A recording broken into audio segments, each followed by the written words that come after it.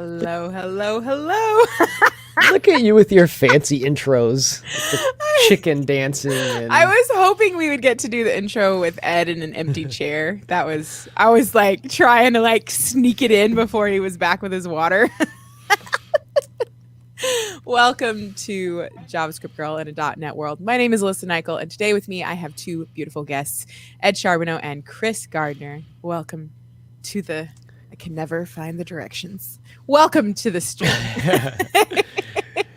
Chris, how are you doing, my old-time friend? Great. How have you been? It has been ages. It's been a while. It's been a COVID century since I've seen you. It has. That sounds about as appropriate as we can get. So, for those of you who don't know, apparently Ed and Chris know each other from things, and they are both in the industry. And we've known each other an Alyssa ago. Yeah. Right. Okay. So, Chris, can you do an intro for yourself for those people who don't know about you, because you do so many things in so many languages, it's a bit overwhelming. Yeah, and I do a lot more languages than I actively do too, so it gets better that way now. My name is Chris Gardner. On just about everywhere as Freestyle Coder. I am a senior software engineer. Typically, I'm the back-end guru for a advertising company that I work for during the day. Also have a Twitch stream where I go deep into all sorts of things. Monday, Wednesday, and Friday. So a lot of, you get a lot of the streams and they're like very high level and let's get people interested and let's work on these projects. And I'm like, no, let's break the type system. Let's look deep into the eternals. There's got to be somebody out there going, let's push things to the limit. And that's kind of where I am. So I'll tell you a good story, Alyssa. Like I've known Chris for a while, but I never saw him actually like present for quite some time. After, I knew him from conferences, but didn't get to go to any sessions. And one day I was like extremely tired. It was like 4:00 in the afternoon, last session of the day. And I'm like, I've got to go in one of these rooms or I'm going to fall asleep. And I was like, oh, Chris is on the schedule. I'll go see what he's up to. And he's lighting up the stage like crazy, just like full steam ahead at 4:00 in the afternoon. Like I would have had to have about 3 coffees to have that much energy. And I think you were presenting on like the Kinect, like the Xbox Kinect like sensors, and he's like got all this stuff going on where it's like recognizing his bones, and he was doing, I think he was making it do authentication based on like, did he have an X-ray on the Xbox? How is it? Yeah, the biometric talk. So we were trying to show how it could be possible. And I didn't want to just do hey, let's do a facial recognition, because that's easy. There's boilerplate code. I'm like, let's write some code. So the idea is the Kinect would give you all the bones and all the lengths. So I collected all of that on the person and aggregated and created a score based on the average length of their bones and used it to authenticate. And of course, it had very, very high false positive rate. But it's just one of those things. Here's all this data and here's stuff you can do with it. It's one of those things that's cannot, or should I do it because I should, but because I can. But I just know that I was about half asleep before I started, and then I was like energized after. I was like, I picked up some of the Chris Gardner high energy from that talk, and I was ready to go for the rest of the afternoon. It was awesome. I was telling Chris before you came, Ed, I was like, during our last week's episode, having Chris in the chat, I was just like, I wish we could just make you on stage right now. So I'm just so thankful to have the chance to talk with you and get more juicy details. And one of the things we were talking about backstage beforehand was like all the different types of numbers. And I asked Chris if he had like the almighty chart of all time, like, because I know there's like a couple on the Microsoft Docs, and then there's some in this book I'm reading. And Chris was like, no, I've got that memorized on lock. He's like, there's not that many. And he started listing them out. And I'm like, I can't even. Okay, so realistically, with the numbers and just me being amazed that there was even a max value, Chris, can you reiterate what you said about how Yeah, most people aren't going to hit that max value. Is that correct? I don't remember the exact number off the top of my head. The maximum value for a standard integer is somewhere in the range of it's either 2 billion or 2 trillion. It's way up there. And the applications that need numbers that big are either so specialized that you're using specialized computing, or you're going to hit it and you can compensate with bigger things at that point. So it's less of an issue for most of them. And it more comes down to, you don't need to know about the bigger types, because how often do you hit that high? Now I'm here. I'm going to hit a button real quick. 2 to the 32, which is an integer. I can't remember if it's billion or trillion. Yeah, it's billion. It's 2.1 billion. You either know you're going to get that big and you can compensate for it, but it's more, I know I'm never going to get close to that big, so I can use a smaller one if I need to like save space or time or something. So I remember in school, like going through the numbers and like learning about them, and even learning like byte-math with like the ones and the zeros, and having to like calculate those for assignments. But like whenever I just have one of those brains. When I hear do 2 billion, it means absolutely nothing to me. Like it's just like I don't even like, and I don't know. I think trillion might be bigger just because by and try, but like that's really how vague these concepts are to me. So I love when you say, "Oh, you're gonna know if you're gonna hit it or not," and I'm like, I think most things I would work on. No, hopefully other team members would be there to be like, we're gonna go over, but. And I muted you, by the way. You got to unmute yourself. You're typing. I wonder if it's the wrong My mic. Epic keyboard. Well, you think it's that? I was worried it was the wrong mic. Anyways. Welcome everybody. I was trying to say hi all to everybody like was coming in. It's good to see you all, beautiful faces. Can you still hear me? I can. Yes. Okay, cool. So I was gonna say what you're talking about is like me with summer temperatures, right? So once it hits like 90 degrees, like it's hot, right? If somebody's like, dude, it was 115 degrees today, like it doesn't matter to me anymore. It's like if it was above 90, it's hot. Like that's it. It's hot. It doesn't make any difference at that point. Like I'm on fire. I'm going inside for air conditioning. So okay. Once you hit like those millions and billions of numbers, it's a lot. It's a lot. That's what I got to say about it. Something Chris said was talking about IDs for like a large company, and how.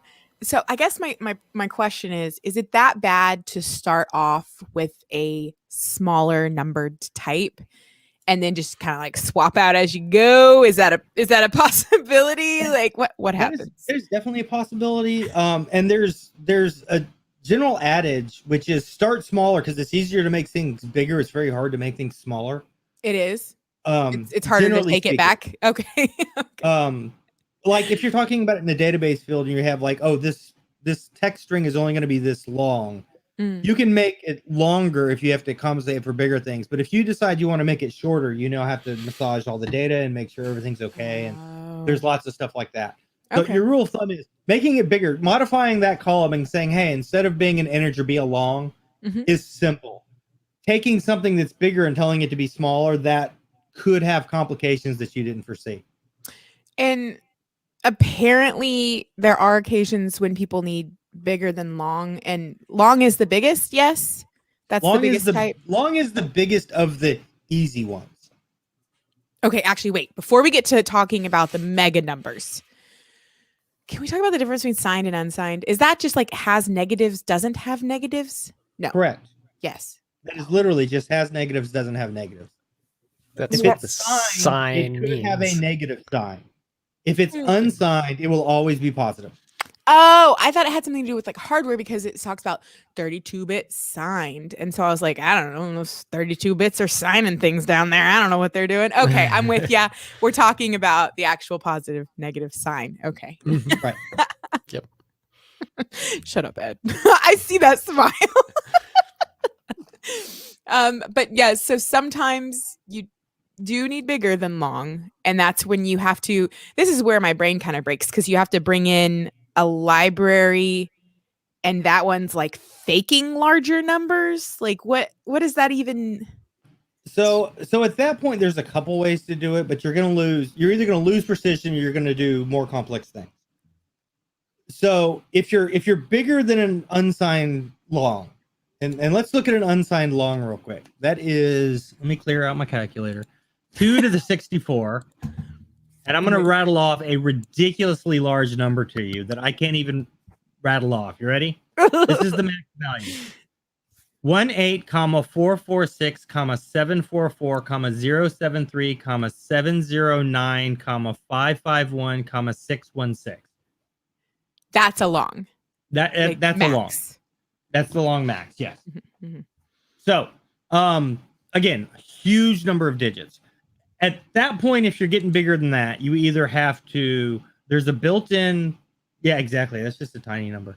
There is a built-in type in .NET called big number or big integer or something like that, which can go as big as you want.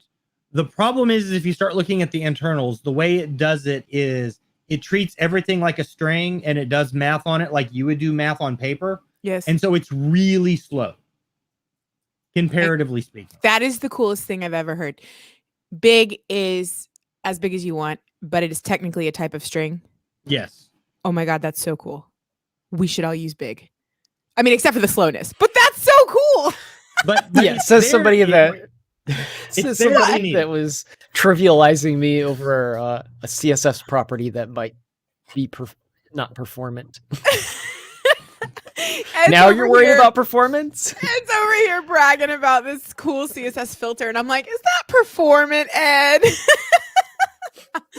Okay, you're right. You're right. We should not make things slower just because it's a really freaking cool type. And you also don't get all the operations you get on a standard number type by using it, because it is a specialized class that does that math. But by using it, since it's not doing things like a normal number would, not everything is implemented on it. Oh, I think I was talking with Turtle Guy the other day, and he was telling me that he's pretty sure in JavaScript everything goes down to objects. Like, is that true? Do you guys know if that's true? As far as like, you're talking about how big at the bottom is really a string, and I think that's why our numbers and our everything, I think at the end of the day, is just an object with certain rules or properties on it. So, by the way, MS is changing the default behavior of new projects to throw in int overflows. What's an overflow? Well, it pseudo already did. So remember how we said that the maximum number for a signed integer was 2.1 billion. Let's say you're at that top number and you add 1 to it. What do you think the computer's going to do?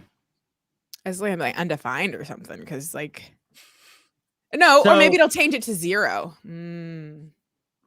Okay, you're half right. What happens is you actually end up going to, and there's some compiler things you can check to say it will either throw an overthrow exception, saying you tried to add something that went over max, so it'll throw an exception, or it will do what is called overflowing, which is it will do the math. And that high order bit that says it's a really big number increments and goes over, and there's nothing for that new one to go into. So you end up with a really small number because it lost precision. Do we actually get is it like a, one of those meters, and then it just like rolls back over to 0? You rolled over the meter. Like digital version of it, yes. Can you show this in like code or something? Like would the number actually like log out being 0 if you added 1 to it? Yep. Like, is that okay? I want to see this. All right. There's more F# fans. I had a fantastic idea. We could make Americans like so much smarter if we changed the French fry sizes at McDonald's to correspond to like the address sizes of integers in C#. So you'd have to order like like an int 32 of fries or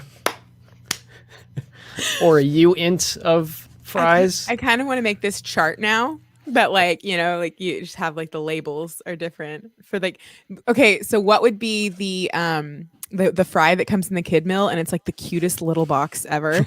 I can share your screen when you're ready, Chris. It's just a should bite be of ready. fries, which that actually sounds like pretty good marketing. Kind of fries. Oh, okay. Okay, we're inside of, what is this? Is this VS Code or? This is Visual Studio 2017. Okay. Specifically using that version because it had a feature that they took out of the later versions where you can create a project that doesn't save to disk. So you get all the features of having the full project, but it doesn't save it when you're done. So it makes it easier to play around with stuff. That's I cool. love that and you kept this around just for this purpose. I don't know why they got rid of such a fun still feature. on my machine so that when I need to test something real quick, I can throw up a project that doesn't matter and throw it away. Oh, cool. Oh, can you show us some math, please? I would love to see that number rolling over overflow, bud. Also, It's Fuel the said, Snapchat of Visual Studio projects. Fuel said that it was going to be a default behavior, and then Chris said that it kind of already is. Huh? Yeah, so we'll get into that in a second. But, Okay.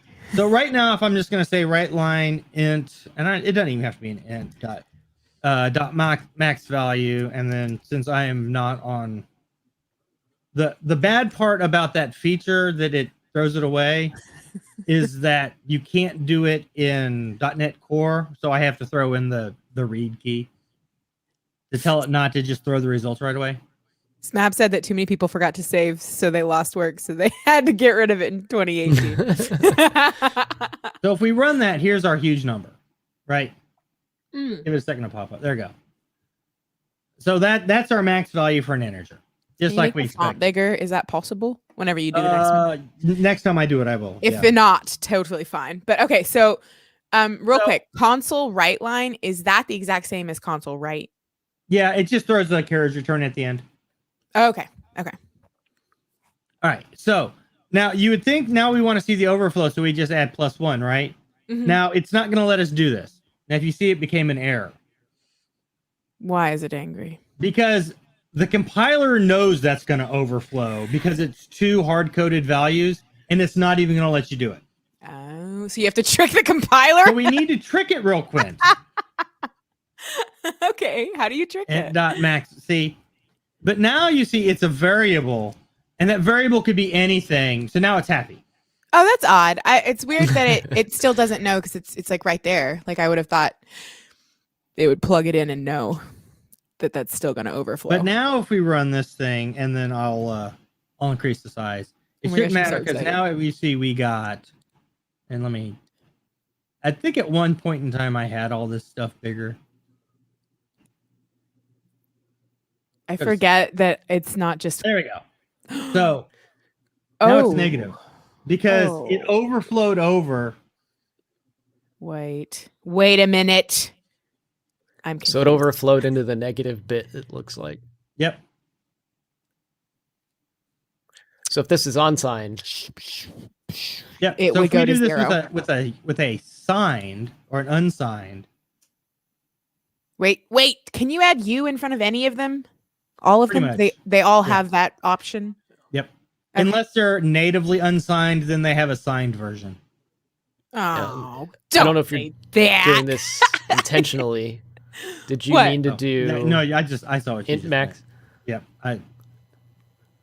As soon as that number came up and it wasn't 0, I knew what I did. Big fat 0. Okay. So like your odometer, it rolled over. I mean, that's bad news bears. Like if you don't plan for that, right? Right. Like, Now, here's the good news. So we were doing all of this in debug mode, right?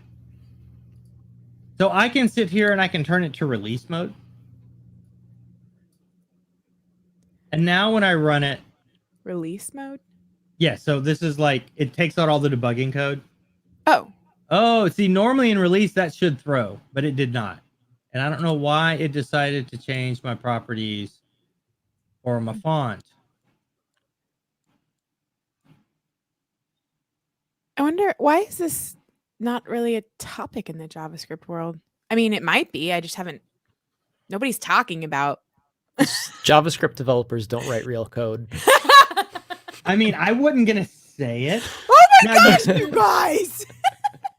we can force it. We can come here and say checked on all this stuff. Yeah, what does And that's that gonna mean? force. This means I need you to look for overflow errors and tell me when they happen. Does checked check for anything other than overflow errors? Nope. But now if I run it, I should get an exception. Because it detected, I don't know if you can see it right there, system overflow exception. Oh. It found the overflow. It's so weird. Okay, so big is the answer to anything beyond. There's not like, if you can't use big, use this other thing, right? Like that's Yeah, because there is this thing, let's see, I believe it's system numerics.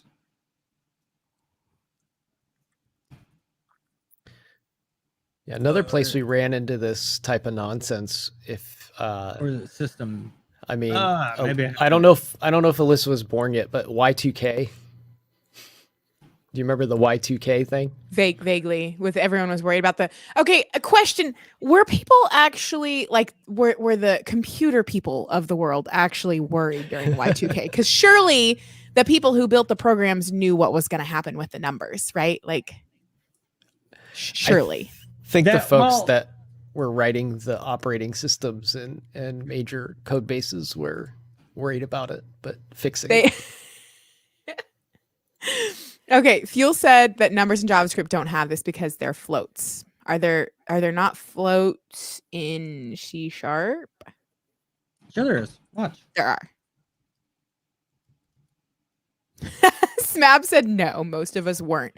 That's what I thought. I feel like anybody who was like, oh yeah, I wrote that program, could easily write a test to find out what happens when the date rolls over, like, and know what's going to happen in their program. Like, You're assuming the programs we wrote in those days could be tested. You're funny. I have a whole talk where I talk about computer architecture through the ages, and one of the points I hit is when you're talking about like code we were writing in the late 80s, early 90s, back when I first started programming. We didn't test it. It wasn't even something we thought about. We ran it. If it worked, we go. That was the test. Yeah, the test was it didn't crash. That is fascinating that people really, yeah, Smab said we didn't really have automated tests then. And then Aztec said I had a production app that failed at 2000 and then failed again at 2010 because I expected we would have rewritten it before then. And there is also the fact that big businesses spend a lot of money to write something that works. And then they never want to spend money again. So a lot of these people, they didn't think it was going to be a problem when they originally were writing it. And then they realized it was going to be a problem potentially, but then they couldn't get, they're like, oh, well, we'll have rewritten it by then because now we realize it's a problem. And then they realized nobody was rewriting the old apps, and there you go. Oh, yes. I want to talk about floats. Yeah, because you just made one, float Z, of what is happening here. What is the F forces it to be a float. That's all. Like the M with money? Like the M with money. So if by default I just did that, this will see it doesn't like this. Why? Because this is a double. See, this is what I don't understand about C#, because you did this before on line, what is this, 15, where you have uint x equals uint max value. Mm-hmm. You already said it's uint. Why do we have to reiterate it? And it's the same thing with the float. Like, I said it was going to be a float. Just make it a float. Like, why are being specific on both sides? Okay, so if I don't specify, right, this will work. I'm getting a warning here because I tell Visual Studio to not let me use var. Okay. But if we look, that's now a double. Mm-hmm. I can't make that bigger. Okay, if I tell it to, hey, okay, just put out the type, it thinks it's a double. Because a number with a decimal by default is a double. Okay. So if I want to give it a literal value that I want it to be a float, I have to specify that it's a float. Okay. I think I'm with you, but how many what do you call that abbreviation that you're specifying there? Because it's a little bit different than your That one right there. What are those called? It's just a specifier. So how many specifiers are there for one for every type? No, because the default types don't have one. Oh, okay. Some of them don't. Like, I don't think short and byte really have ones. If you just give it a number that's the right size, it will figure it out. Okay. But when you start talking about the floating point, so float and decimal, they both have them because the default for not saying anything is a double. And then, like, if I do here, that will take it because the number is big enough. Actually, I was trying to do this as a long. Right? If I do a long, if I can type, that'll take that because it will fit. But technically, you put an L after it, and that says I'm specifying this is a long. Okay, I think I'm with you. Can we talk about real quick what a float is? I'm just used to them, like, as that's the type of number that I don't know. That's it. But I don't know the difference of it between like a double. I couldn't tell you. So a double is a 64-bit number. And a float is a 32-bit. So a double is accurate to between 15 and 17 decimal places. Accurate as it can be. A float is only accurate to like 5 to 7 decimal places. Oh, and that's why Ed always makes fun of me and the world of JavaScript. Because he's all about accuracy. And there's nothing wrong with that lack of accuracy. If you start talking about what's going on in your GPU of your graphics card, it does everything with floats. And not only does it do everything with floats, it does everything with floats purely using values between 0 and 1.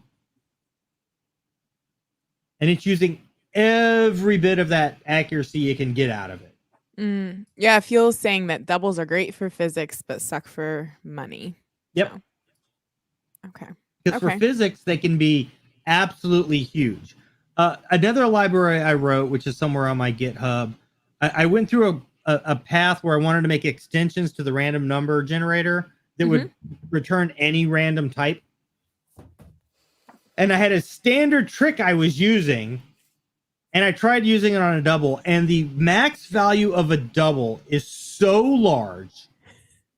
It's something, forget the base number, but it's times 10 to the 307 or something like that. It's absurdly large. Here, we'll see if we can look at it real quick. Yes. I never switched this version over and not go to online help. Yeah, Fuel said 1.0 e to the 358th, 358. Is that what it says? That's a big exponent. Yep. 1.7 times 10 to the 308. That's its approximate highest value. It's hotter than 90 degrees. That's all I need to know. So yeah, it's this absurdly large number. So the way I was doing it was the built-in system would give you a value between 0 and 1. And so I'd multiply that times the max value to have it scale it down to somewhere in that range. The smallest non-zero value that could return still left this at to the 306. Oh. So it is so large you can't even reasonably break it into pieces. Fuel said you also have infinite values in double, which I guess technically is the largest. So that's where I guess I got confused because in my little chart here of like number types, you were saying that the difference between a double and a float is that a float is int 32, but like what about an int that's also int 32? It's not an integer. It is 100% not an integer. The other difference is a double syncs.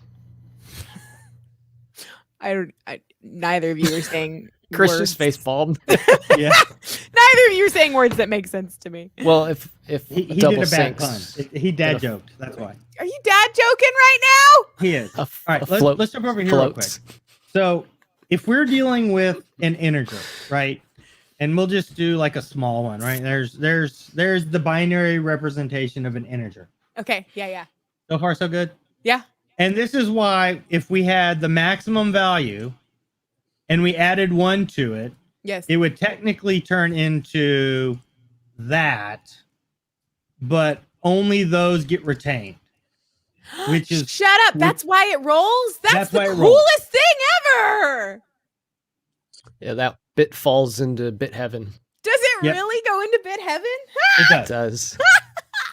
That is exactly what happens. And the reason the biggest integer goes into the smallest integer, leaving out a step or two, just to be fair. So, well, I'm not going to explain exactly how a negative number works in binary. Okay. It uses something called a two's complement. Neither here nor there. But Sounds like you're basically, cussing imagine in that, French. imagine that this last 0 there says whether or not it's positive or negative. Okay. So if it's a 0, it's positive. If it's a 1, it's negative. Okay. So we took this, the largest number we could produce. We add 1 to it. And now all of a sudden we're saying we now have a negative number. Oh, Instead of because a it positive. changed the That's- front sign. Yep. Wow. So This is the that's what coolest overflows stuff are. ever. Now, And these are only possible on ints. And so you're going to tell us about a float and what that even is? right. Now, Okay. how far down in the weeds do you want to go on this thing? Oh, dude, I'll go all the way. Okay. So the way this works, if you're not, used to it, is it's Mhm. basically saying that this is, and we're going to use the top one, 0 times 2 to the 7th plus 0 times blah, blah, blah, blah. And then over here you get,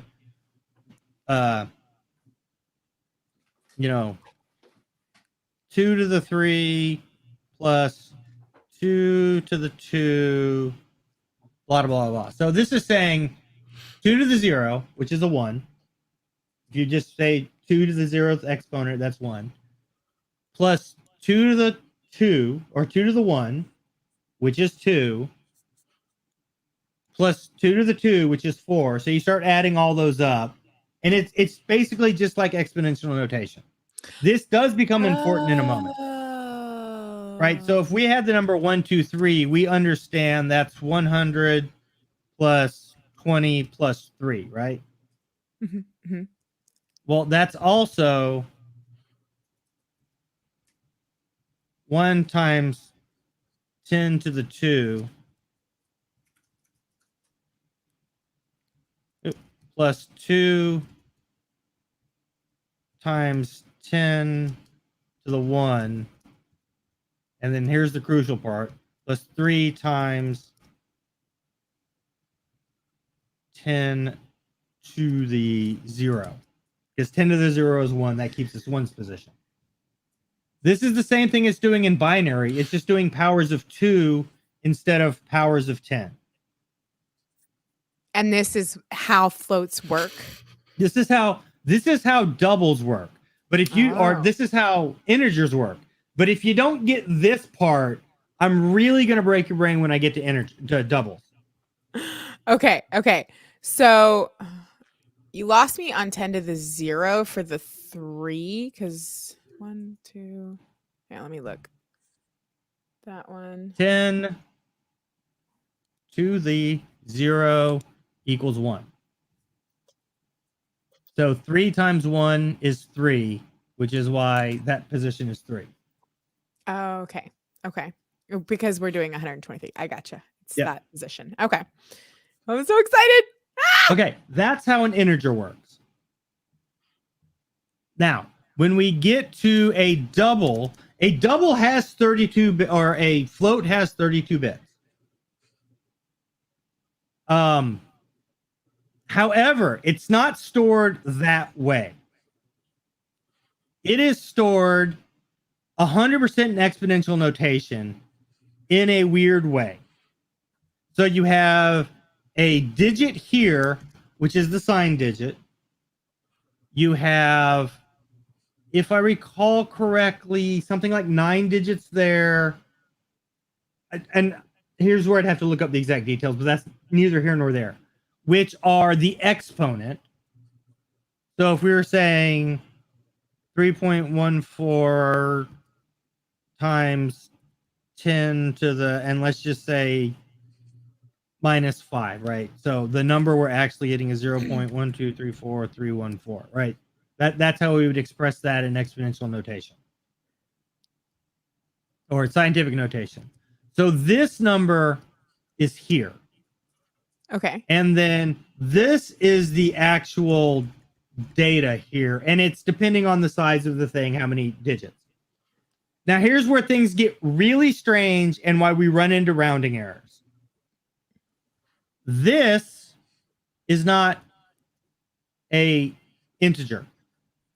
So if we're dealing with this, right, we know that we come back here, 3 is the most significant digit. Well, if we're doing this in binary, what is that number always going to be?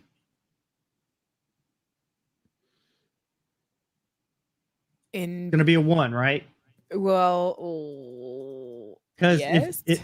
if this was a binary number, that first digit times 2 to the whatever is always going to be a 1. So they throw that 1 away because they know it's always going to be a 1. Okay. So that they save themselves an extra bit right there. The problem is when we get to this part. So remember how we said this was times 10 to the 2 and then times 10 to the 1? Mm-hmm, mm-hmm. Well, if we were doing this, that would be 3 times 10 to the, and I'm going to throw numbers in here. I don't care if they're correct at the moment. Minus 5 plus, because what we're doing is adding each independent one. Mm-hmm. Well, these are now times 2 to the negative 1 all the way over. This has the problem that now to create this number, this 3.14, all the way down here, I have to start adding up values of potentially 0.5, 0.25, 0.125, because they're powers of 2. I don't have access to every number I need.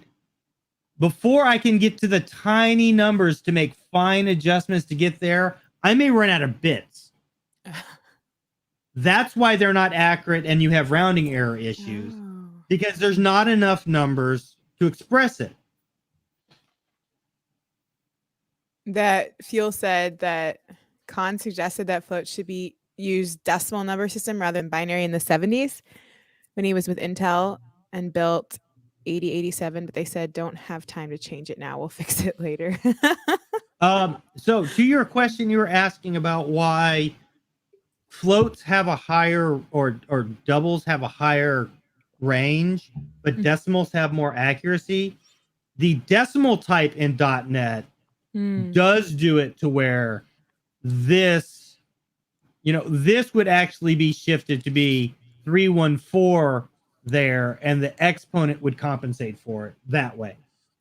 My personal math library I write does the same way. I do everything with integers, and I move the mantissa, the exponent here, to compensate for making it a bigger or smaller number. That way I'm always dealing with the most precise thing I have. What is that math library called? I really wanted to see it. It's on my GitHub. It's called freestylecoding.math right now. Okay, I like it. I like it. I have it open right here, but yes. But yeah, here's the actual real numbers, so integers, and this is F#. I'm sorry. When a number comes in, I hold the significant and the exponent. So this is the 3.14. This is the times 10 to the 1. And this normalized basically says, like, if you give me 3.14, don't store it as 3.14 times 10 to the 0. Store it as 314 times 10 to the 2. Or times 10 to the negative 2. Is that for performance or accuracy? What are you gaining? It's for accuracy. So now on my numbers that matter, I'm only dealing with integers. And so then when I do something like add numbers, I just have to deal, and okay, add's a little complex. When I deal something like multiplying, I just have to do the correct thing to the two parts and then let it renormalize out. These things with like left.exponent, is exponent like a built-in thing, or did you make exponent? Left is an object called a real, and exponent is just a member of it. So it's just, is that like a property of it? Yeah, or is member different than okay. Well, cool. Wait, but it's a property of it, like one that you made or one that existed on a reel already? It's one I made. Oh. Yeah, we're in this whole library. This whole library is based off of a base type called natural, which is a math reference. Natural numbers are integers 0 or greater than, basically 0 or greater than greater. Because naturally speaking, if you're counting, you're going to have 0 or 1 or 2. You're not going to have negatives. You're not going to have decimal points. That's why they're called naturals. And everything was built off of those. So that's where all the really nasty. Are reals a thing in C# is. So a natural is used to base off of an integer, so we get negatives. Integers are used as the base of rationals if you need a standard rational number. And integers are also the basis of reals, where I just store it in two different parts. Oh my gosh, how fun. Did you ever teach math, or did you just always love math? I sort of taught math. How do you sort of teach math? He's teaching it right now. Besides that, I taught at a local university after I got my master's in the comp sci department, and it was technically a math class, but it was all like computer math. I mean, that's the coolest kind of math, though, right? So yeah, yeah, but it was all discrete math, so it was all natural numbers and combinatorics, which is the fancy way of saying counting and logic and stuff like that. But like, okay, so in the math world, like naturals, reals, rational, irrational, like these things are concepts. In like C#, C++, F#, are they all the same for all of these people, or it's really not concepts in some of them, or yes? Do we know? So they map over in some ways. So a unsigned integral type, so like an unsigned long, unsigned short, any of those, that's the same as a natural number. It's just there's a stopping point instead of going to infinity. So exact same concept in mathematics. Then you get to the integers, which is where you get to signed and unsigned, where you get to signed values. And a integer in mathematics goes from negative infinity to positive infinity. Whereas in the computers, just for representational purposes, there's a cap on either side. Right. And when you get to, really, there's no 100% accurate representation of a rational in computer terms, but floating point numbers are the same as a real number in the fact that it's decimals up to a point. In math, you've got rationals, which means the number can be expressed as a ratio. So it's a number divided by another number. That's a rational number. Do you think if like all of this infrastructure for computing or for doing math with computers, if that had been like founded today instead of, you know, when it was founded, do you think because of our computers now, the foundations would have been different? Like, do you think do we still have the same limitations? Like, because we have to we support still have the smaller... same limitations because the amount of I'm having to do real weird tricks to get unlimited length. Okay. Like really weird tricks. And that's not because of the languages, that's because of the hardware. That's because of the hardware. That's because the processor in my computer can natively only handle 64 bits at a time. This one might blow your mind too, Alyssa. Your computer does nothing but add. You're saying it doesn't subtract? Inherently, it does nothing but add. Even when it subtracts. Even when it multiplies and divides, it adds. And I've got an because you're operator saying here to show you that that's how that always works. turning over? I mean, What's that? What did you say? Okay, I'm confused. Is it What'd you because say, the bits Chris? are? Oh yeah, Chris, you go. Show us. oh, You said you I said, yeah. weren't Even gonna if show you're it? dividing, you're really just adding and whatnot. And I have the really weird code that will break your brain to show that. You don't want to try to read and understand this code yet. So this took me probably 2 weeks to figure out to get working correctly. Oh my god, I love it. It's so It beautiful. would take me a minute to remember how to show it off the top of my head. Do you remember how to do it in binary, Chris? Yep.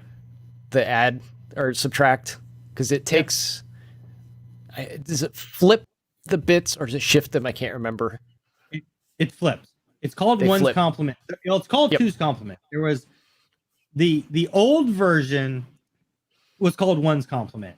So if you wanted to express this number, and we're going to use a smaller number, just to make life easier. That made me So giggle. that Sean. number right there is equal to 7, right? Because it's 1 plus 2 plus 4. So far, so good. If you wanted to make that -7 in a one's complement, you would just flip the bits. And that would give you -7. That's not how computers do it.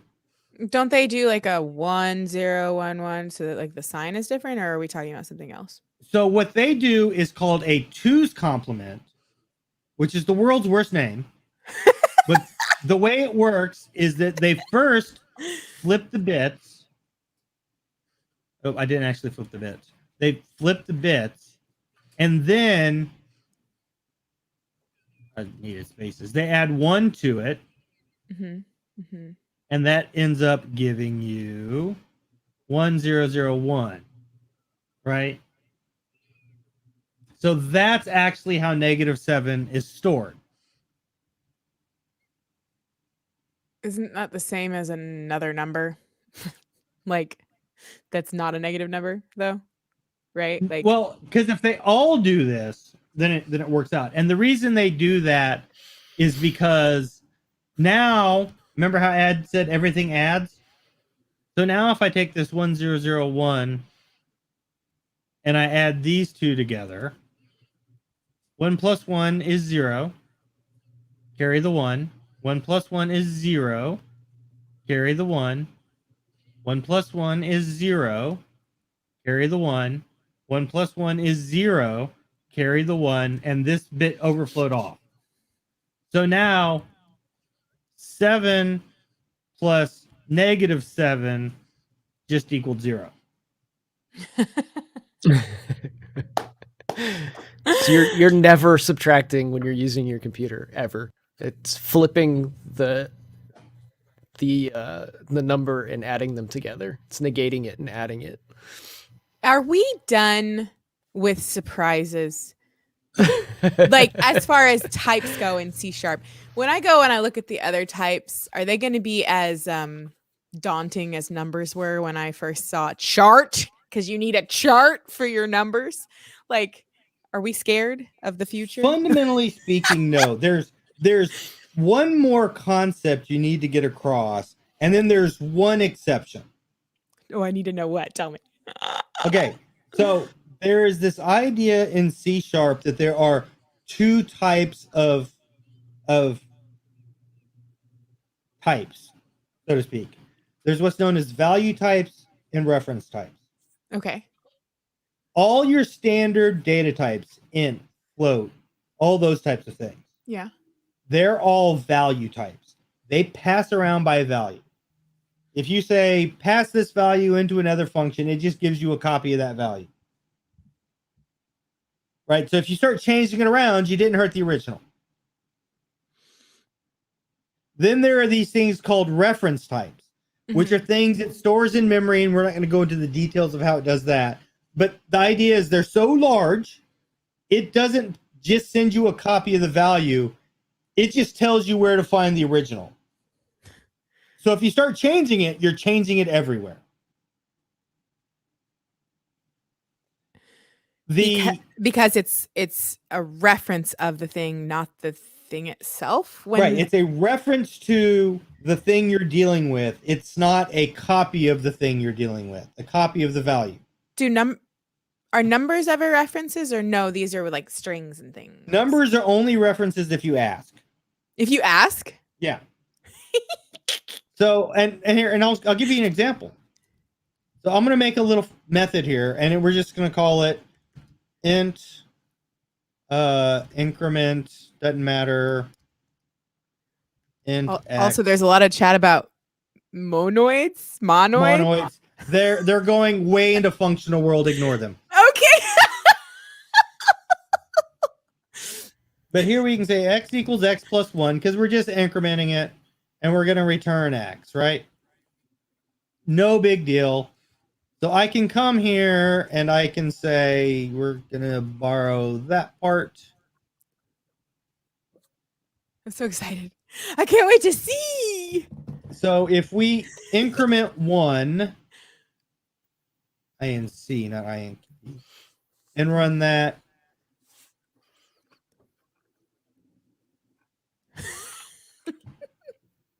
Oh, this has to be static because I forgot main's a static class. Or main's a static function. So it gets 2, right? We all expected that. Now, if I say int x equals 1 instead and pass in x. Now, if we look at, why is my computer being silly today? If we just look at x afterwards, because you gave away all its secrets and it's mad at you. Yeah, it's like, how dare you lift up the covers? But even though in here, so we have 2, 1. Because when we passed x in, even though we're setting it here, we only send in a copy of the value. Right? So we sent in a copy of the value 1. It added 1 to it and returned it back out. So the return value is 2, but we didn't actually change x. We never asked. You said we have to ask for a reference. We have to ask. So I can come here and say, hey, I want a reference to an integer. And then here saying, I'm going to send you a reference to x. And now we're actually changing it. See, now we actually change This works exactly the opposite way I thought it would. Yep. So now... confused. Okay, so the way you did it before, you said it was a reference. I was like, this is going to work like normal. And then when you were going to make it a reference, it all of a sudden wasn't going to change anywhere. So I'm so... Okay, hang on. Let me this think. is super important, really. Important when you start dealing with classes and structs. Yeah. We were going to get to that here in a second. Oh, sorry. I jumped ahead of the class. My bad. All your data types are value types. You can also create your own if instead of creating a class, you create what's called a struct, which is a structure. Can you spell that? Yes, his face is priceless. Struct. Okay, gotcha. Short So for you're structure. like, is it short for construct? It's short for structure. Oh, okay, fine. Which is a reference back to the C++ days, C and C++ days. Okay. So struct is like a partial? But a struct is just like a class, but it is by default a value type, not a reference type. Oh. Now, there are a lot of deep gotchas that come in there beyond the scope of what we're doing now, because if a structure contains a reference type, that reference type is still a reference. Why aren't things references by default? I don't understand. Isn't that better? It's better. Now, here's the thing. Anything that's a class is a reference type. No, you said it was value type. No, I said Frick. I said structures and raw data types are all value types. Okay, hang on. Structures are value typed. Classes are reference typed. A reference type. So why the fudge is my int not reference type by default? Because it is int is an abbreviation for system.int32, int32, right? And int32, if we go look at it, is a structure. Wait, hang on. I gotta go slower. Say that sentence again. Int32 is a structure. Yep, there's which by this definition default right is there. a value Public type. Structure int32. So the architecture gods hated us, is what I'm hearing. No, because the reason they did that is because for a lot of those regular data types, Yeah. that makes complete sense. Where I just passed in a number. And it's only complaining because it wants a reference. But how are you going to change one? I mean, right now, because you're not passing X, it is going to change, right? Like, well, no, I had to, for that to even work, I had to take off the reference. Because this is saying I'm expecting an integer value, and I can pass in an integer value. but it's not going to change. But if I tell You can't it have a reference I need to a one though. reference to an integer value, it says that's not a reference. That's a hard-coded value. That's why I got the little red squiggle right there. Okay. References cannot be hard-coded values. That makes sense, I think. And I just don't understand because I feel like we're going to be throwing refs everywhere now. You're not throwing refs everywhere? you never care about them. Literally, when you're using value types, you never care about them. Okay. I can't remember the last time I used a reference on a parameter and cared about it. Okay. That makes me feel better because I'm like, oh no. But it's something important to keep in mind. If you're used to, like in JavaScript, everything being an object, yeah, and you just change the object, and when you come back out, it's changed. That doesn't happen for value type. Is value types get passed by value. A copy of the value goes in, not the actual thing itself. As we go forward, like, can you tell me what are strings or arrays, or do you have objects? Yes, we have objects. Everything in C# is an object. Oh, so we are the same. It's just that a few of them, because even an integer is an object. It's got this weird thing that tells it to go by value. Okay. So, going forward, as I dive into the other types, what is there any other like value gotchas? Like that's a value by default, or there's one. There's one, and it's a huge one. Who? So if we were to go look at system.string. Yeah, how are you pulling that up, by the way? You're like clicking. Hitting F1. F1. Yeah, of course, because everybody knows that F1 does stuff. Oh, yeah, F1 is the help key. So okay, gotcha. So a string is a class, right? It is technically, it is always passed around by reference. The trick is, because it's one of the default data types, so I can access it by saying just string. It's what's known as immutable, which means you can't actually ever change the value of it, and it acts like a value type. So if I have a string,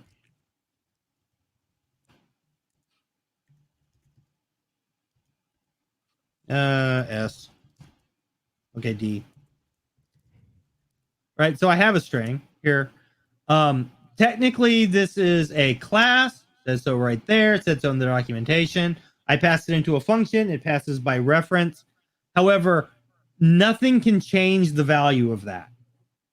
Ever. I don't know what you mean by that. So if I say, you're saying I can't be like function change string to hello Bob, like. So if I said D equals hello Bob, yeah, like that, it will do that. But what it's doing is this is staying in memory as was, and it's telling this to go to a new place in memory that now holds this. Oh, cool. Can we access both? No, because we now no longer have a reference to that. We lost our reference, and you can't re-reference something because it's still taking up space in memory. So technically, shouldn't you be able to access it somehow? Yeah, eventually the garbage collector will get it when it realizes nothing's referenced. Yeah, you wouldn't want to get if you could get a reference to it, which Yeah. But I think here's my it point. is possible, but it could get garbage collected, and then you've got a reference to something that nothing. is unstable. I mean, Okay. technically not, because by making this a literal, it's hiding in the MSIL, but that's way beyond the scope of what we're talking about. But even if you want to do something in it, like let's say I just want to grab the hello out of it, so I say substring, give me the first 5 characters, right? Actually, no. Start at the beginning character, give me 5. So I'm just pulling the hello. Yeah. This isn't changing D. This is returning a new string with that value. Hang on.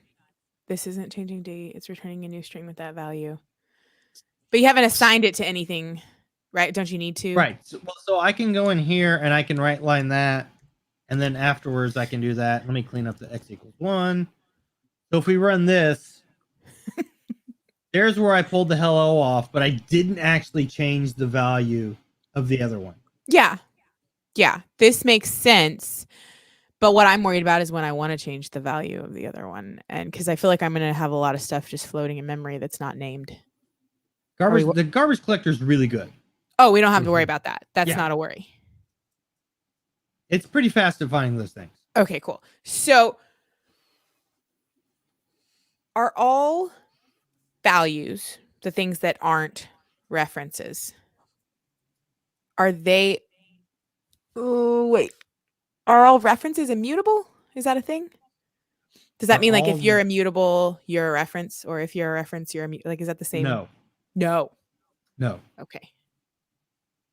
Because it kind of sounds like the same thing. Like Ed. Okay. So strings are immutable. Is that the only thing? What else is that it? I mean, that was my one exception, is string is a class, but it acts like a struct. So it is a reference type that acts like a value type. Okay. And that was specifically written into the language, and it's the one word exception. And the reason it is because it's considered one of the standard types. But to do the memory stuff they needed to do with it, they needed it to be a class. Oh. So it acts really weird. Fuel said the mutable string. That sounds like a band. And then Fuel also said record types in C# are immutable by default. Yes, that's some of the new C# 9 stuff where they were stealing things from F#. That is 100% correct. Are they really? That's so yeah. cool. So tell me what a record is.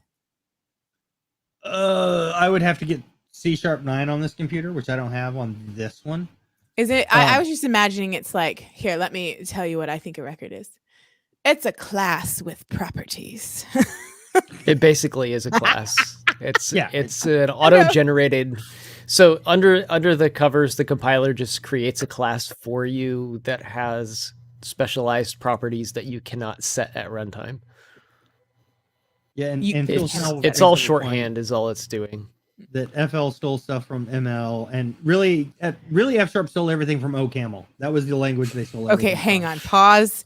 OCaml. Yeah. I'm so looking this up. Like, that was a thing? Is it still a thing? Yeah, that's the name of the language. Oh my god, that's awesome. Was it epic? Do you miss it? No one. I've never even heard of OCaml. How far back was this? 70s maybe. That's so cool. Oh my goodness. So I get the feeling, Ed, do you think the F# is also supreme? Because I get the feeling that chat and maybe Chris feel there's a supremeness there. I think functional languages are easier to make bulletproof, where you're not going to shoot yourself in the foot with bugs and things that might be side effects from your mistakes of using object-oriented programming the wrong way. What Ed said, for the most part, is 100% correct. However, I like to think of it a bit differently in the fact functional languages, if being used correctly, everything is immutable. Everything is passed by value. There's a lot of guarantees the language make you do. Like you can't only handle a few cases and not all the cases. The compiler will be like, no, you have to explicitly say what you're doing everywhere. Things like that make certain things bulletproof. Well, as bulletproof as it can be, right? It's your fault at that point. It's not the language's fault. And that works really well in some areas, like application logic, like your business layer. It's really bad at dealing with the fuzzy outside world. So talking to a database where you're hitting memory streams and things change because they're changing in the database from other connections and whatnot. Things that are stateful, like your UI. It's really difficult. Also, like the UI. The UI, you're dealing with changing things coming in off the screen. Yeah. And it's very difficult. So I think the different languages have different purposes in different places. Mm-hmm. I really like something like C# for touching the front end or touching a database. But I really like something like F# where I'm like, you have to bring this in. This is how it works. This is how it comes out. And you can get that finite bulletproof logic out of it. Blazor and C# work really well together. If you tried to mash up like F# and something like Blazor, I think it would be kind of a clash of mentalities. It's because the UI is just a very stateful thing, and functional programming focuses on inputs and outputs. So you have a known thing coming in and then that result coming out, and every time the same input comes in, you should have the same result out. And there's not a lot of maintaining a large state in functional logic, whereas like the browser is very stateful. It's, it's the position of things on the screen. It's the values in the text boxes. It's, the menus that are displayed and the items in the menus. It's very, very stateful. And there's a lot of orchestrating logic to deal with all of those state changes and what should be visible on the screen at some point in time. This might be like the dumbest question ever, but Fuel's saying that F# is great for web dev, but like, so how is that? The browser runs on JavaScript. I'm just gonna say it. I said it. Okay, explain. Okay, let me can be very functional too. Change slightly what he said. Okay. And feel free to yell at me in chat if I'm not getting. F# is great for the actual API layer where you're getting a response in, you're sending a response out, and you can deal with things from there, and you handle every case of what may come in. It is really good at the API level. Having it touch the front end gets painful. But when you turn it to, from the web browser, I'm getting a message, which is a HTTP request message, and I'm returning you an HTTP request response, that's got functional written all over it. I get passed in this object, I deal with all the cases I have for it, I return you a response. That's 100% the type of stuff functional just eats for lunch.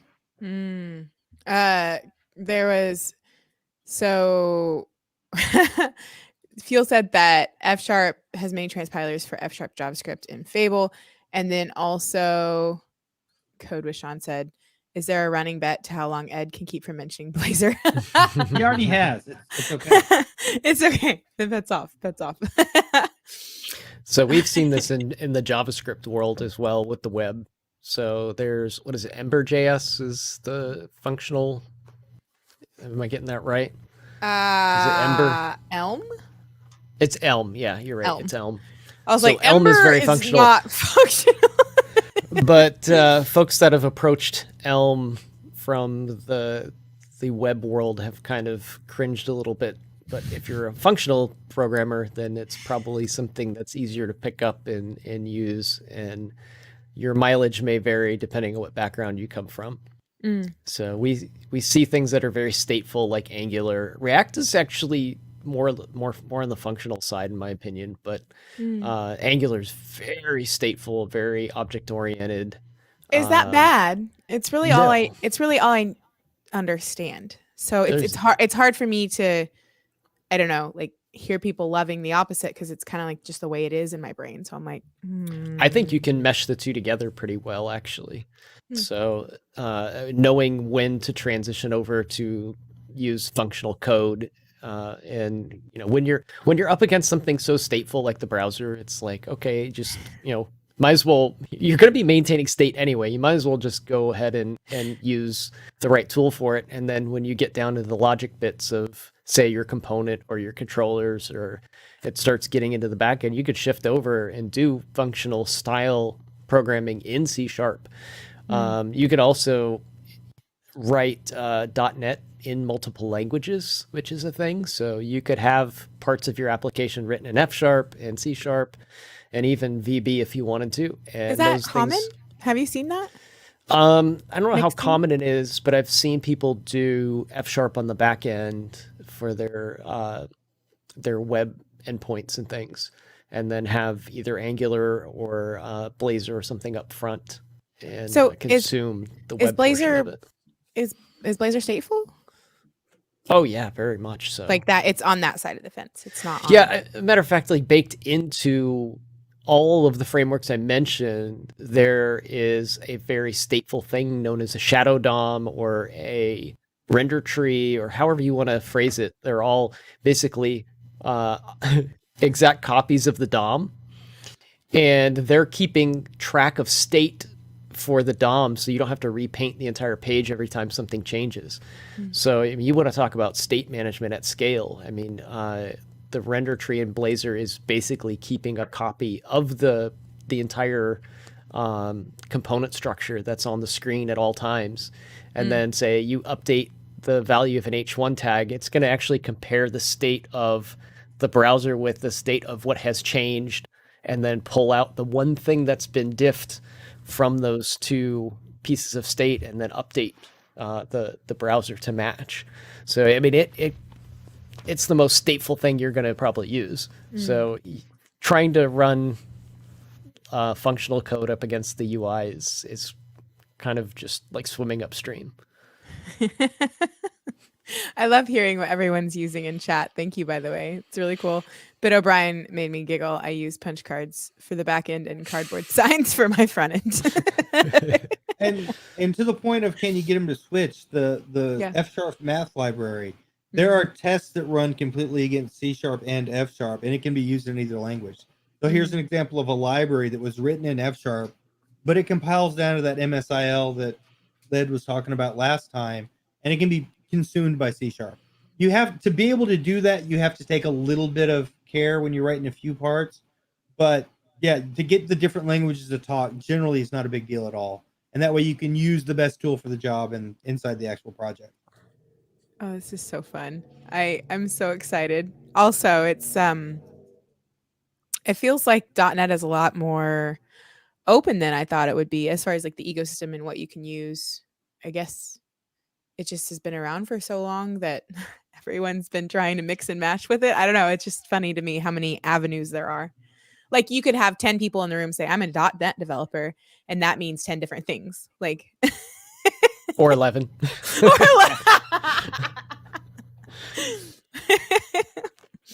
Oh my goodness. Well, Yeah. Chris, I just want to thank you. Do you have any other things to add? Questions, comments? I wanted to see if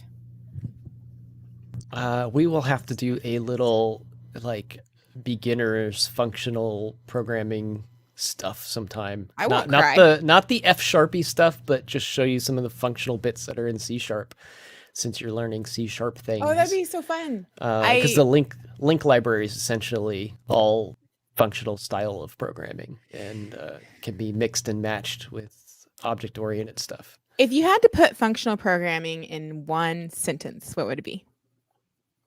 Like you had to be like, functional programming is, in my mind, here, I'll give you Alyssa's really chopped up definition of functional programming. Functional programming is a very strict way to write code with your hands tied behind your back. Yes. Um, Your turn. I just like, the differences between, so you can brain it. You don't have. I would say that it actually makes much more readable and understandable code. It sounds tough at first. I mean, you're talking about the reading. I'm talking about the writing. Like, yeah, that's the thing. Here's the classical difference between the two, and the best way I've heard put, and this is taking some liberties with a few things, but it's such a pithy comment, it makes sense. Yes. When you're dealing with object-oriented programming, you're taking data and you're passing it to functions. When you're dealing with functional programming, you're taking functions and you're passing it to data. Oh my God, I love that. Yeah, we're going to have to, Ed, you're right. We're going to do a functional in C#1, and I want to like make that sentence come to life because that is like the coolest way ever. Do you know who said that, Chris? We'll say Chris said it.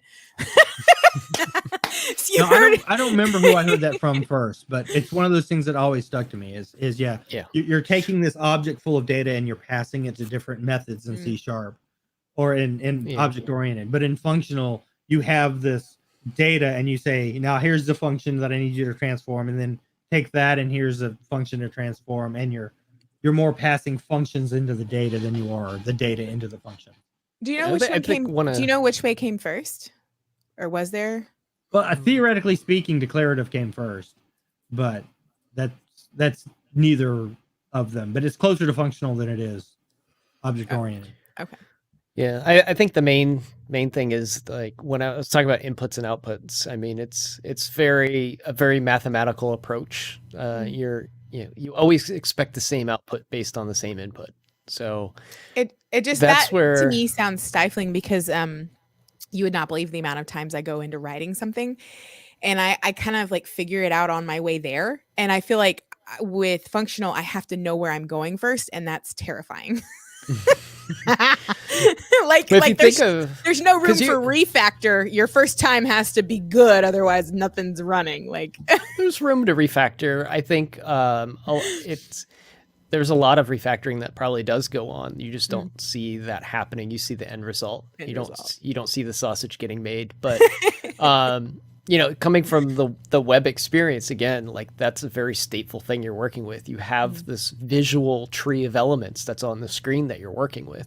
Yeah. That in itself is state, and you're manipulating that in so many different ways. You talk about the browser like it's such a unique, weird thing because it's got these DOM nodes and it's got this state inherent, but like there are views in other things long before the browser existed. So any UI though, any user interface is going to be a very stateful thing. They all have some type of DOM representation in them somewhere. Okay. But when you think about functional code, it's very good for something like I need to have a several step process, and if that process fails in any point in its process, it needs to either like roll back, revert, or exit in a graceful way. And you can write all of these pieces of the process. Maybe there's 5 steps. A good example of it is I wrote a converter for our Telerik UI for Blazor tooling, and what it would do is it'd take your Blazor regular Blazor project, and through the series of a couple steps in manipulating files, it would create it would add the Telerik UI for Blazor dependencies and all of the things that you need. So it depends, for example, it edits your HTML file to add some CSS links to it. Yeah. It goes in and adds dependencies to your project file. It goes in and references those dependencies in another file. So it touches like 5 different files to upgrade that project. Well, there's like 10 steps that go into that process where it checks the file, it manipulates the file, and if it fails, it doesn't save that file, it just exits. And it goes through each of those and it safely fails over if it hits an error, any one of those. And when it gets to the end, the output is the new project. So you have a known input, the old project, the known output is the new project. And if there's any failure in between, that is not a valid output. and it rolls back to the beginning and doesn't do anything to your files to mess them up. Because what you don't want to do is have somebody click upgrade, and it upgrades like, get 3 out of it, yeah. And then you gotta go through and like try to fix whatever it broke. So I used a functional programming library to do that, because there's a nice concept in functional programming called an either. So it's a type that has kind of two states. It's got or a left and a right hand side. So is that in what Chris was using? I don't know if you had examples of ethers in there or not, Chris. No, but, they're called Well, he had options in F he had a sharp, but left it's the same stop. concept. He had Yeah. a left dot something, I thought. No, that was I think left that and was right. That mathematics. was doing the addition operator, so that was the left side of the plus sign and the okay. right side of the plus sign. I see. And what you're talking about, Ed, isn't either. Yeah, because if you think of like a normal function, if you're going to have an input on that function and the output is going to be like, if you're adding two numbers together, you're going to get a number back.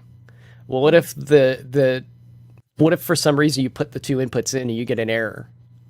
The error is not a number, it's another type completely.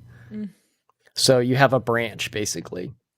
So that with this either, you can say, well, these two things are going into the function, but the wrong output came out. I got to do something with it. And that ends up getting funneled into that feedback loop of, okay, we need to gracefully exit versus just blow up and leave things in an unmanaged state. So it's very good for process pipelines. Stuff like that is really excellent. Fuel thinks that you can do what you're talking about in TypeScript, where you can say this is either a type of a number or a string. I need to look into that. Oh, you're saying it's different? Yeah, I think it's a little bit different than that because, yeah, it branches a little bit differently, I think, in TypeScript. I'll have to look that one up again, but I think hearing you both I don't talk think it has the same logic about functional programming sounds a lot like the first time I heard about test-driven development in the web. Like, oh, okay, it's just, yeah. Like, do you write tests for functional programs? Because it kind of sounds like they are their own tests. Yeah. Yes. Which to what yet? Yes to which? Yeah, you still need tests. Oh, you do have to write tests. Okay. It's the Possibly language less makes tests. sure you handle all the cases, but you still need to send in values and get the return values to make sure you're implementing the logic correctly. Okay. You're like, yes, there are tests. For example, in F sharp, if you're doing it right, there is no real concept of null. Of course, it has to handle nulls to be a .NET language, but internally, generally, there's not. So you would, similar to what Ed was saying, you return this item called an option that says either I'm giving you what you're expecting or I'm going to tell you nothing came out. But when you use one of those, the compiler then forces you to check both sides of that value. Oh. So you can't leave this, oh, I forgot to check this case. The compiler won't let you. But you still need to make sure your logic is handling all that correctly. So absolutely, there's still tests. Okay. It's just when you write those tests, you know you hit all the cases. Okay. Yeah, I think for an object-oriented program, there would be more tests, just because it feels you can be a lot less structured with your what's happening. And so if you wanted to be fully like on par for everything this functional program is checking and doing and making sure, I feel like it would be more verbose. But that's really cool. Another one of the big forks in the road is you're not going to have a function that you write that doesn't have a return value. Hang on, I have to think about what you just said. You're never going to have a function that you write that's too many negatives. So if you write a function, you're going to expect it to return something in a functional programming language. You have to have an output. You can't say void or something? No, there's no So in F sharp, there's this special return type called unit, but you still are forced to return unit, meaning I'm not returning you anything, so that the other side knows this isn't supposed to return anything. How bizarre. Yeah. So because you always have to return something. I don't. Yep. So on the web, that gets a little odd because a lot of the times you're manipulating the state of the page Yeah. that you're on. So you're just like, I already know that I have these three, stateful things. Maybe the users put data into box A, B, and C, and when they click submit, it's going to take those three values and do something with it. I'm not going to bother taking those values and passing them into a function to do something with the form when they're already there in a stateful way. So you might just write a void function or one that doesn't return any values that takes those three properties and does something with it. So that's where things get a little bit awkward. You can force, your code to do that, but you're going up upstream at that point, where 9 out of 10 programs that you look at that are written for the web aren't going to do it that way. So if you have teammates that aren't aware of why you're passing these values into a function as parameters and expecting a value back, therefore to just write it back out to the screen again anyway, they're going to be really confused. So that's why I say it's kind of an uphill battle with something like a UI that's very stateful. But inside of a system where you're doing like maybe you're processing like employee payroll, like functional programs, really great for that. Now, Fuel just said that unit was one of the simplest and best ideas that I learned from F#, and I define it in C#. So it's a type in C#. You can make it one. Oh, but it's not theoretically speaking. All unit is an empty object. It's just saying, I'm telling you, I'm returning you nothing. Okay. I see. I haven't done a lot of F#, Chris, but that sounds like something you probably wouldn't use a lot of.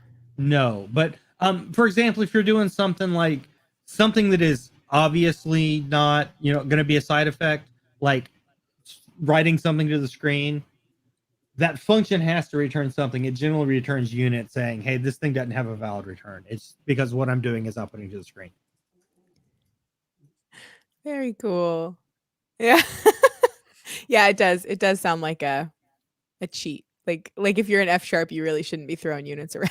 It's kind of like any in TypeScript. Like yes, yeah, you're just getting past the system at that point so you can have your output.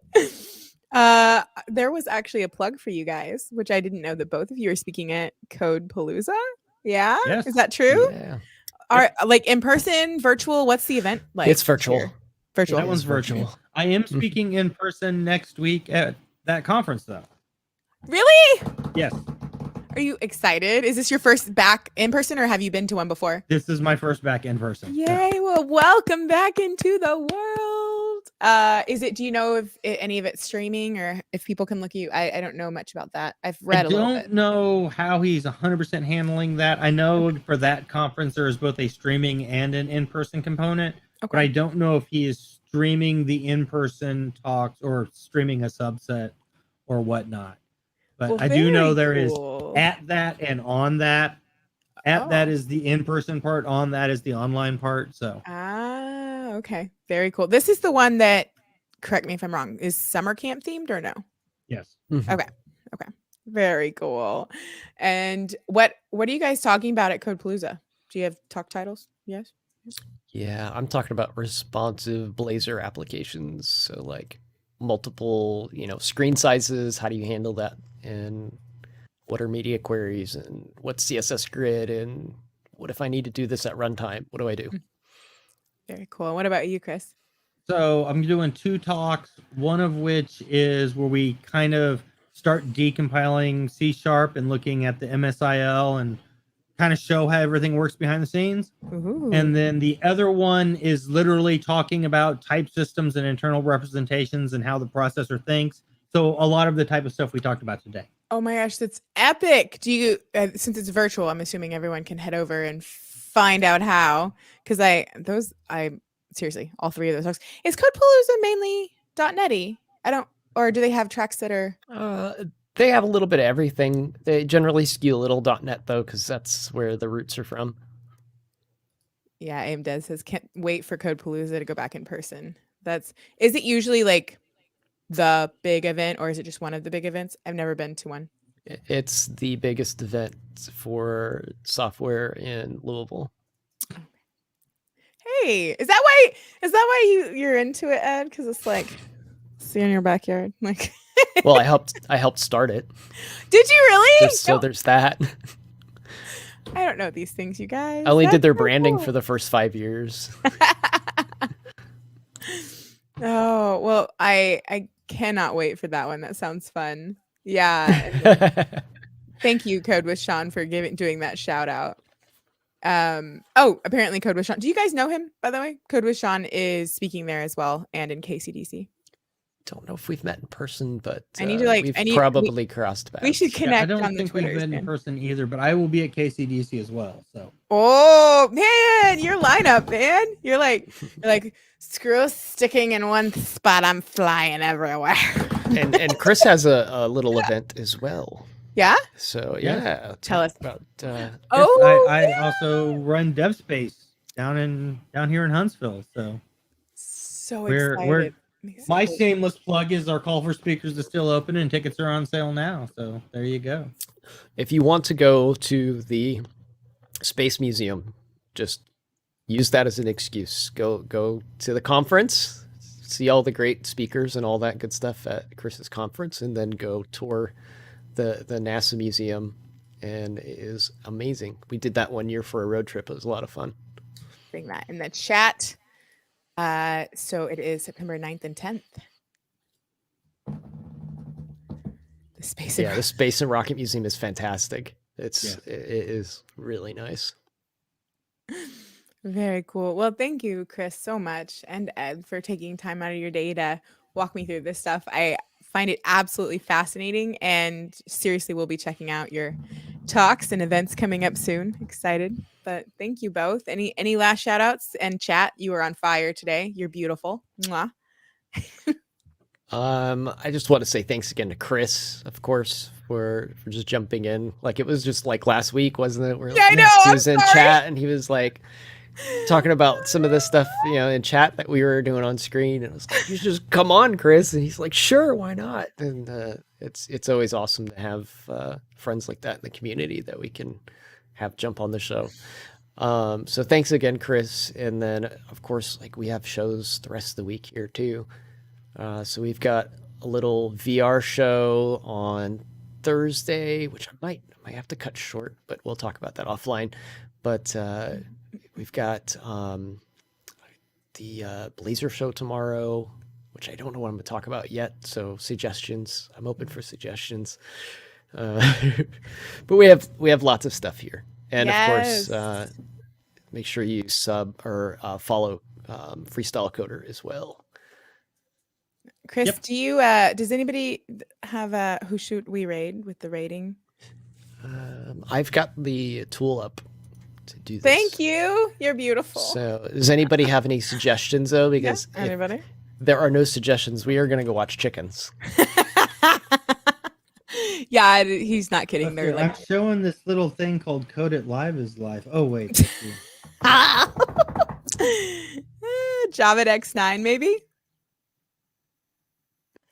We also have chickens, heck yeah, and dash ducks. The chickens are hilarious because they're actually like chickens in a yard, and they've got like all these cameras and like the point system. Like you can like use your points to like throw out an apple or like throw out feed. Like it's the funniest channel ever. I just And if nobody watches, they starve. Ed. So we have to raid them now. Okay, let's do it. Let's raid the chickens. If we don't raid the chickens, they won't get fed. Everyone, please show the chickens our deepest love. And thank you for tuning in this week. We'll see you next time. The chickens need to raid us sometime. I don't know if that's ever going to happen, but Oh, do I end it first or do you raid first? I always I forget. raid. You raid. Okay. Rating. We're raiding. Yeah. We have raided the we have. chickens. We did. We